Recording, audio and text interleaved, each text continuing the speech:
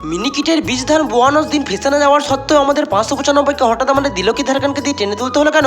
চলো ব্যাপারটা তোমাদেরকে প্রথম থেকেই বলি। হ্যাঁ, তো সকাল সকাল আগের দিনের ব্লগটা রেডি করে বাইরে দিয়ে এসেছিলাম, তখনই দেখি বাড়ির ছোট্ট খামারে তিরপল পাতানো হয়েছে। আর তার কারণ মিনিকিটের বীজ ধানগুলো কিছুদিন আগে কাটা হয়েছে, আর সেগুলি আজকে বাড়িতে নিয়ে আসা হচ্ছিল ঝাড়ার জন্য। এরপর ধান ঢালা হয়ে গেলে গাড়িটাকে নিয়ে যাচ্ছিলাম মাঠের দিকে। লোডিং এর লোকেশনে এসে গাড়িটাকে ঠিক মতো করে লাগাচ্ছিলাম, আর তখনই ভুলবশত বাঁ দিকে ছোট চাকাটা ধসে যাওয়া মাটির উপর দিয়ে চলে যাওয়ার কারণে গাড়ির সামনেটা খালে নেমে আটকে গেছিল, যে কারণে গাড়িটা পাল্টি হয়ে যাওয়ার সম্ভাবনা ছিল। তাই বেশি রিস্ক না নিয়ে চলে এসেছিলাম খামারে। এখান থেকে দিলকি ধারকানকে নিয়ে যাচ্ছিলাম 595কে টেনে তোলার জন্য।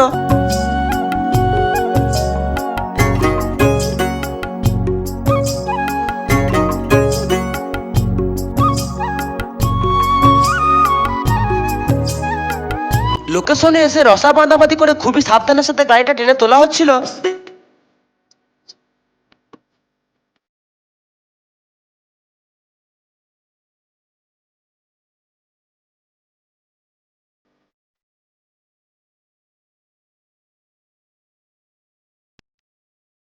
আর গাড়িটা তোলা হয়ে গেলে লোডিং এর কাজ শুরু হয়ে গেছিল। এরপর লোডিং হয়ে গেলে যাচ্ছিলাম বাড়ির দিকে।